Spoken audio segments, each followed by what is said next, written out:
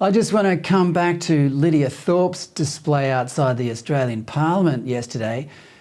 This is, I think, firstly, she was trying to disrupt a speech which should have been free because we prize freedom of speech here in Australia.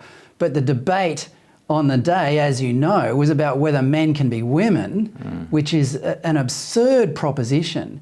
And what I'd like to do is sort of bring it back to, whether or not we're giving freedom a bad name here. And I want to quote to you, you probably know this quote off by heart. It's America's founding father, one of the founding fathers, John Adams. And he said of the US Constitution, it was, quote, "made only for a moral and religious people. It is wholly inadequate for the government of any other," unquote. Well, you could probably say that about say the same about any liberal democracy like Australia. Do you think we are squandering our freedom because we've become immoral and irreligious? Well, I think there's something very profound happening there that we have seen. I mean, we've seen the statistics. Since the mid-1960s, the fall off in people who say they're associated with a particular church or other faith group has been dramatic. But I'm not entirely sure whether that means there's fewer Christians. There's probably just fewer people who want to be seen as being Christians. It's now deeply unpopular, and the fact that still not much under half of the country are still happy to say they're Christians, I think shows a bit of courage, right? It's not something you'd want known in some circles. So.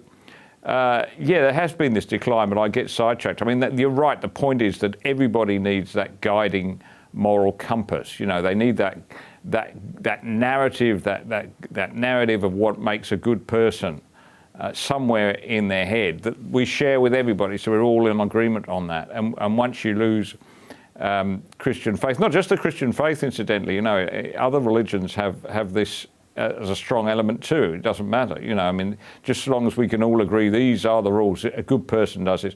That's gone out the window, of course, so now that's contested. And you have this new thing which looks very much like a religion called woke, which I talk about on my program this week as being, a Puritan form of religion. It's quite uncanny in its resemblance.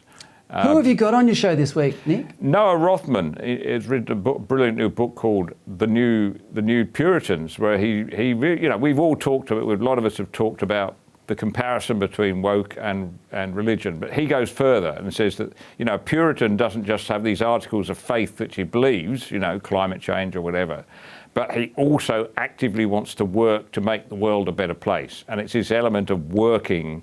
It's no good just to be anti-racist in your head. You have to be anti-racist in your performative actions, taking the knee at appropriate places and all that.